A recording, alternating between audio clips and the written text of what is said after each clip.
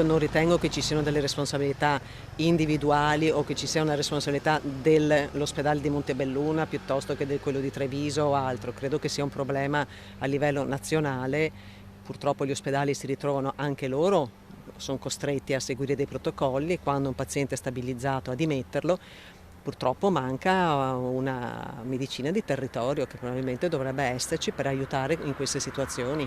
È questa la ferma convinzione dell'avvocato Sabrina Dei Rossi all'uscita del carcere di Santa Bona Treviso al termine dell'interrogatorio di garanzia a carico di Sergio De Zen, il 74enne accusato di aver ucciso con una coltellata la moglie inferma Manuela Bittante, 77 anni, nella loro casa di Coste di Maser, dove la donna si trovava allettata da qualche giorno in stato semivegetativo ma cosciente, e questo dopo un ricovero di 1 mese e mezzo a causa di un ictus a Montebelluna. I medici hanno deciso di dimetterla perché la situazione per loro era stabilizzata.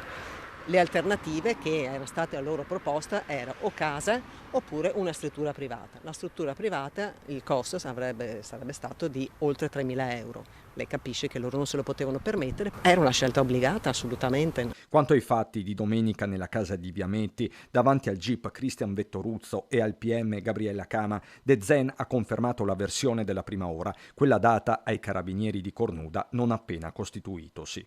Ovvero che è stato un gesto che lui non sa adesso a posteriori comunque spiegare, ma che era sicuramente in una situazione di grande disperazione, che non riusciva a vedere la moglie ridotta in quelle condizioni.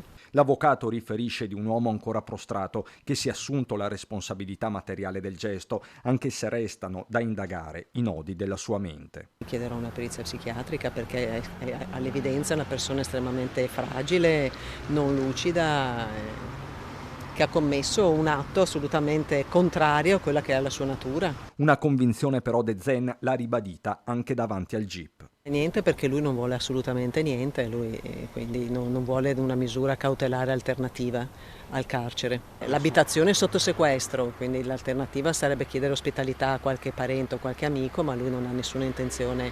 Sergio De Zen resta quindi in carcere. L'uomo non ha ancora sentito la figlia Aurora, mentre si attende l'esito dell'autopsia sul corpo di Manuela, fissata per venerdì.